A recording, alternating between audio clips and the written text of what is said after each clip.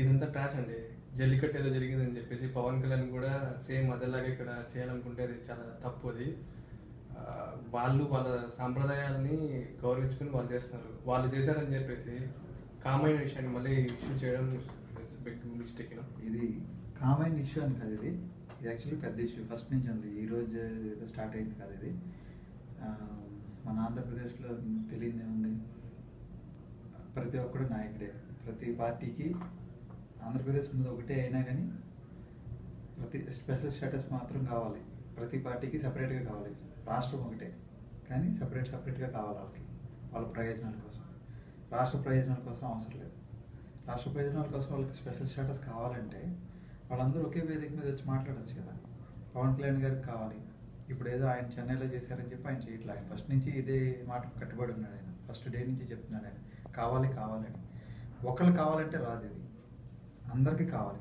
అందరూ కలిపి ఒక మాట మీద రావాలి, అప్పుడు వస్తుంది. సో ఈయన ఫస్ట్ నుంచి ఏకాగ్గానే పోరాడుతున్నాడు. ఈయన పార్టీ నుంచి ఈయన ఏకాగ్గా పోరాడుతున్నాడు.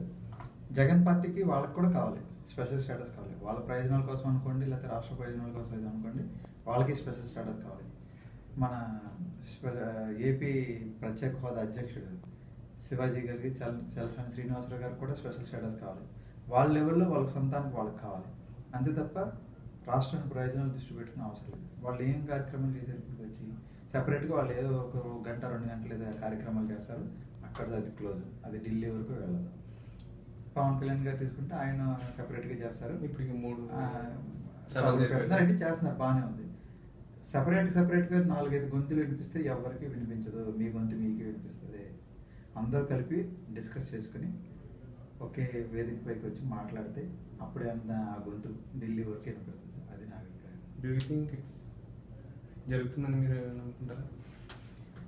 ప్రతిదాన్ని నమ్మకంతో చేయలేం కదా. మన ప్రయత్నం మనం చేయాలి. ఫస్ట్ నా బాధ ఇది అని ఫస్ట్ మనం అరిచి చెప్పాలి, లేకపోతే ఎవడో వింటాం. మీకు ఇంకో విషయం తెలిసిన కర్ణాటకలో కూడా మళ్ళీ స్టార్ట్ అయ్యింది ఒకటి కబాలి సంథింగ్. ఎక్కడైనా దేశంలో ఏ మూల ఏ సమస్య తీసుకున్నా మీరు పోరాటం చేయకపోతే ఎవరో మీ మాట వినరు. అదొకటే. అది కర్ణాటక నుండి, కేరళ నుండి, ఆంధ్రప్రదేశ్ నుండి, తమిళనాడు, కేంద్రము ఎవరి ప్రయోజనాల కోసం వాళ్ళు గ్యారంటీగా పోరాడాల్సిందే. నీకు ఇది కావాలా అని చెప్పి ఎవరు వచ్చి మీ దగ్గర అడిగి మీ సమస్యలు పరిష్కరించరు. మీరు అడగాలి, అడిగితే వాళ్ళు వినరు. 2 సార్లు అడగాలి, 3 సార్లు అడగాలి. 4వ సారి అడిగినప్పుడు కూడా వినకపోతే యుద్ధం చేయాలి. మనకు 29 స్టేట్స్ ఉన్నాయి. 29 స్టేట్స్ నుంచి 29 వచ్చినాయంటే ప్రధాని మోడీ ఒకడు ఉన్నాడు.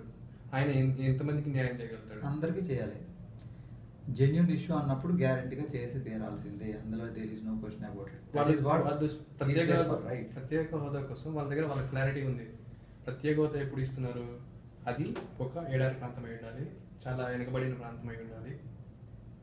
They have some limitations. అప్పుడైతేనే అలా ఇస్తాం. మన ఆంధ్రప్రదేశ్ విడిపోక ముందు చాలా బలమైన రాష్ట్రం. విడిపోయిన తర్వాత జరిగింది ఏంటంటే ఆర్థిక వనరులు కానీ, ఇండస్ట్రీస్ కానీ, majority of the developed place went to Hyderabad, Telangana వైపు వెళ్ళిపోయింది.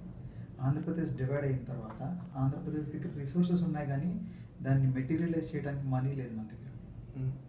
మన దగ్గర బడ్జెట్ లేదు, జస్ట్ విడగొట్టారు. ఫస్ట్ డే నుంచి మనకి రాష్ట్రానికి రాజధాని లేదు. ఉమ్మడి రాజధాని 10 సంవత్సరాలు మీరు వాడుకోవచ్చు హైదరాబాద్ అన్నారు కానీ ఫస్ట్ 1-2 సమావేశాలు అప్పటికి వాళ్ళు గొడవ చేశారు. కేసీఆర్ వాళ్ళు హైదరాబాద్లో మీరు అక్కడ పెట్టుకోండి, అడ్డాన్ని ఉంటే మీరు అక్కడ చేసుకోండి, అది ఇది అని చెప్పి రకరకాల గొడవ చేశారు. సో ఫస్ట్ డే నుంచి మనకు రాష్ట్రం అంటూ లేదు. అంటే రాష్ట్రం ఉంది, రాజధాని లేదు. సో మరి ఇంకెక్కడికి వెళ్ళి చేసుకోవాలి? రాజధాని నిర్మించాలంటే ఇవాళ 1 రోజు 2 రోజులు, సంవత్సరం 2 సంవత్సరాలు అయ్యే పని కాదు. మీరు అన్నారు కదా రాష్ట్రం విడిపోయింది. రాష్ట్రాన్ని విడగొట్టేటప్పుడు సహజ వనరులు అన్ని మొత్తం సమానంగా పంచలేదు. అక్కడే మిస్టేక్ ఉంది. దానిపైన మీరు పోరాటం జరపాలి. కానీ ప్రత్యేక హోదా అని చెప్పి ఇప్పుడు దీన్ని పట్టుకొస్తే, ప్రత్యేక హోదా అని చెప్పి సపరేట్గా ఏం రాలేదండి. వాళ్ళు బిల్లు పెట్టినప్పుడే, రాష్ట్రాన్ని విడతీసినప్పుడే, బిల్లు పెట్టినప్పుడే స్వయంగా మన ఆంధ్రప్రదేశ్ ప్రధానమంత్రి గారు ఆయన నోటితోనే చెప్పాడు, ఈ రాష్ట్రాన్ని ఇలా విడగొడుతున్నాం కాబట్టి, వాళ్ళకి ఇష్టం లేకుండా విడగొడుతున్నాం కాబట్టి, ఆంధ్రప్రదేశ్ రాష్ట్రానికి రెవెన్యూ లోటు ఉంది కాబట్టి వాళ్ళకి ప్రత్యేక హోదా ఇస్తే ఇవ్వాలి 5 years ఇస్తే కనుక వాళ్ళకి కొన్ని రాయితీలు వస్తాయి, బెనిఫిట్స్. ఒక ఇండస్ట్రీ పెట్టాలంటే మీకు దాని పర్మిషన్స్ కావాలి. ఇండస్ట్రీ పెట్టినప్పుడు ఎందుకు పెడతాడు? అది ఎవరైనా కానీ ఇండస్ట్రీ వాడికంటూ బెనిఫిట్ ఉంటేనే పెడతాడు. నువ్వే బెనిఫిట్ పెట్టకుండా ఫస్ట్ డే నుంచి నువ్వు వాడి దగ్గర నుంచి పన్నులు కలెక్ట్ చేసుకుంటాను, జిఎస్టీ కలెక్ట్ చేసుకుంటున్నా, రకరకాల పన్నులు కలెక్ట్ చేసుకుంటానంటే ఎవరు పెట్టరు. ఎప్పుడైనా పెట్టాలంటే వాళ్ళకి ఇంట్రెస్ట్ రావాలంటే వాళ్ళకి కొన్ని రాయితీలు ఇవ్వాలి. ఆ రాయితీలు ఎప్పుడు వస్తాయి? మీకు స్పెషల్ స్టేటస్ ఉన్నప్పుడే వస్తాయి. మీ రాష్ట్రం యొక్క స్టేటస్ నార్మల్ ఉన్నప్పుడు ఇలాంటివి ఏమీ రావు. సో వాళ్ళకి ఇక్కడ పెట్టాల్సిన అవసరం లేదు. పెట్టుకుంటే తెలంగాణ పెట్టుకుంటారు, లేదంటే కేరళకి వెళ్ళిపోతారు, లేదా కర్ణాటకకి వెళ్తారు. మీ రాష్ట్రానికి రావాలంటే మీరు వాళ్ళకి చూపించాల్సిన బెనిఫిట్ ఏంటి? ఈ రాష్ట్రానికి స్పెషల్ స్టేటస్ ఉంది కాబట్టి మేము ఇంత మీకు పన్ను రాయితీ ఇస్తాము, ట్యాక్స్లు కట్టాల్సిన అవసరం లేదు, కస్టమ్ ట్యాక్స్ ఉండదు, జిఎస్టీ ఉండదు, మీకు ఫ్లైట్ ఛార్జెస్ ఉండవు. ఫర్ ఎగ్జాంపుల్ వాళ్ళు ఎక్కడి నుంచి ఇంపోర్ట్ చేసుకుంటున్నారు కొన్ని దూరం నుంచి, ఆ ఛార్జెస్ వాళ్ళు రీఎంబర్స్ చేసుకోవచ్చు. ఇలా డిఫరెంట్ బెనిఫిట్స్ ఇస్తేనే వాళ్ళకి ఇంట్రెస్ట్ వస్తుంది. ఓకే, నేను ఈ ఫ్యాక్టరీని ఇక్కడ పెడితే 10,000 కోట్లు అవుతుంది, వేరే చోట్ల పెడితే 20,000 కోట్లు అవుతుంది, సో 10,000 కోట్ల దగ్గర ఇక్కడే పెట్టుకుంటానని ఒక ఆలోచన ఉంటుంది. సో అలా స్పెషల్ స్టేటస్ ఇస్తే ఆ రాష్ట్రానికి సంబంధించిన కొన్ని ఉద్యోగాలు జనరేట్ చేయాలని కొన్ని ఇండస్ట్రీస్ వస్తాయి. ఆ ఇండస్ట్రీస్ వచ్చినప్పుడు ఆటోమేటిక్గా డైరెక్ట్గాను ఇండైరెక్ట్గాను కొన్ని జాబ్స్ జనరేట్ అవుతాయి. సో ఇలాంటి బెనిఫిట్స్ ఉంటాయి. దానికోసం స్పెషల్ స్టేటస్ అడుగుతున్నారు. సో ఈ రోజున ప్రధానమంత్రి గారు చెప్పిన మాటకు కూడా ఈ రోజుకి అది జరిగి 3 సంవత్సరాలు అవుతుంది. ప్రధానమంత్రి గారు పార్లమెంట్ సాక్షిగా చెప్పారు ఏమని, స్పెషల్ స్టేటస్ ఇవ్వాలి ఆంధ్రప్రదేశ్ కానీ 5 ఏళ్ళు కాదు 10 ఏళ్ళు ఇవ్వాలని చెప్పి మా వెంకయ్య నాయుడు గారు కూడా అన్నారు. అలాంటప్పుడు మరి ఎందుకు ఇవ్వట్లేదు? సరే ప్యాకేజ్ ఇస్తున్నాం అంటున్నారు. స్పెషల్ స్టేటస్ వల్ల ఒక 25% మీకు లాభం ఉంటే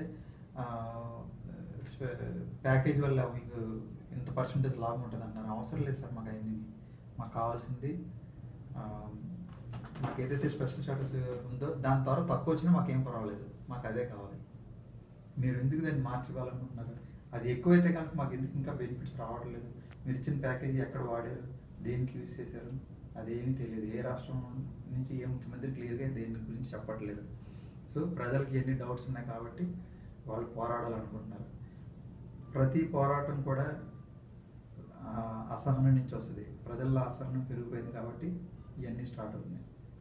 మీ దగ్గర ఆన్సర్స్ ఉంటే అసహనాన్ని మీరు ఎక్స్ప్లెయిన్ చేసి జనాలకి ఎడ్యుకేట్ చేయండి. ఫస్ట్ థింగ్ చేయలేకపోతే కనుక మీరు చేసిన తప్పు అయితే కనుక వాళ్ళు అడుగుతుంది చేయండి. ఈ రెండిట్లో ఏదో ఒకటి చేయండి.